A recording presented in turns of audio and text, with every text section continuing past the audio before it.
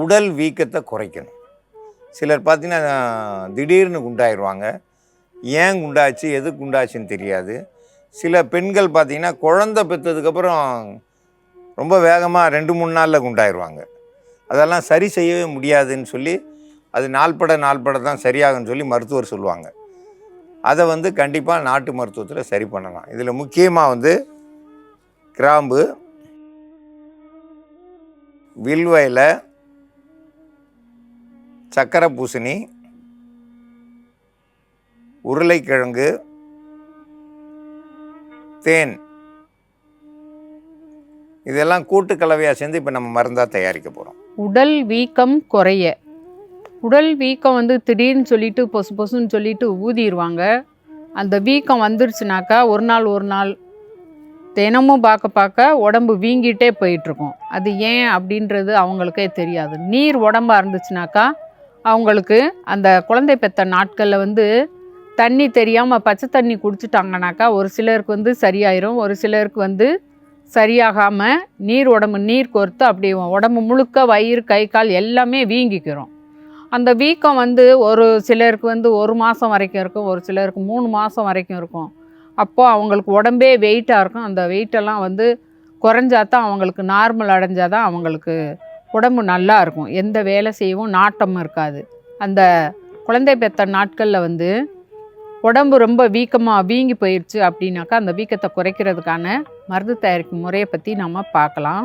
சக்கரை பூசணிக்காய் பச்சையாக ஒரு 50 கிராம் அளவுக்கு எடுத்துக்கிறணும். கொஞ்சமாக 50 கிராம் அளவுக்கு எடுத்துக்கிட்டால் போதும். சர்க்கரை பூசணி தான் எடுக்கணும் பழமாக. உருளைக்கிழங்கும் ஒரு 50 கிராம் எடுக்கணும். நல்லா சுத்தம் பண்ணிவிட்டு ரெண்டையும் அரைச்சி, உருளைக்கிழங்கும் சர்க்கரை பூசணியும் அரைச்சி எடுத்து வச்சுருக்குறோம். ஒரு 100 கிராம் அளவுக்கு ரெண்டும் 50 கிராம் சம அளவு எடுத்து அரைச்சி பச்சையாக தான் இருக்கணும்.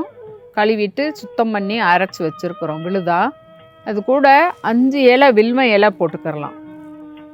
கசடுகளை வெளியேற்றிட்டு நரம்பை வலுப்படுத்தும். உள்ளுக்க இருக்க கசடுகளை வெளியேற்றிட்டு நீரை தாராளமாக வெளிக்கொண்டு வந்துருச்சுனாக்கா உங்களுக்கு அந்த உடம்பு வீங்கிட்டே போகிற வீக்கம் குறைஞ்சிரும். அதை குறைக்கிறதுக்கு கூட்டு மருந்தாக வில்வ இலை கூட ஒரு 5 இலை எடுத்துக்கிறணும். அரைச்சி விழுது அரைச்சி வச்சுருக்கிறேன். கூட கொஞ்சமாக சேர்த்துக்கிறலாம். ஒரு 1/4 ஸ்பூன் அளவுக்கு கூட சேர்த்துக்கிட்டால் போதுமானது. வில்வ இலை விழுது, கிராம்பு நீர்களை வெளியேற்றக்கூடியது, கிருமி நாசினின்னே சொல்லலாம். அந்த 7 கிராம்பு எடுத்துக்கிறணும். அளவு முறையில் பொடியான போது கிராம்பு பொடி பண்ணியிருக்கோம். பொடியை கொஞ்சமாக கூட சேர்த்துக்கலாம். ஒரு 3 சிட்டிகை அளவு கூட சேர்த்துக்கிட்டால் போதுமானது.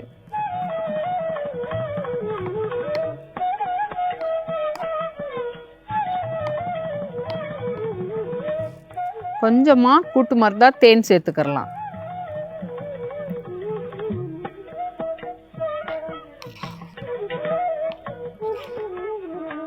எல்லாம் கலந்த கலவையை ஒரு 100 கிராம் அளவுக்கு சாப்பிட்டுட்டிங்கனாக்கா உங்களுக்கு ஒரு 3 நாளைக்கு காலையில் சாப்பிட்ருங்க.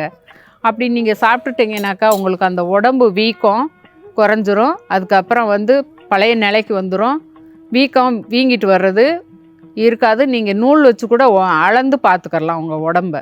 உடல் வீக்கம் குறைய கிராம்பு, வில்வ இலை, சக்கரை பூசணி, உருளைக்கிழங்கு, தேன் இது எல்லாத்தையும் கூட்டு கலவையாக சேர்ந்து அரைச்சி எடுத்து வச்சுருக்கோம்.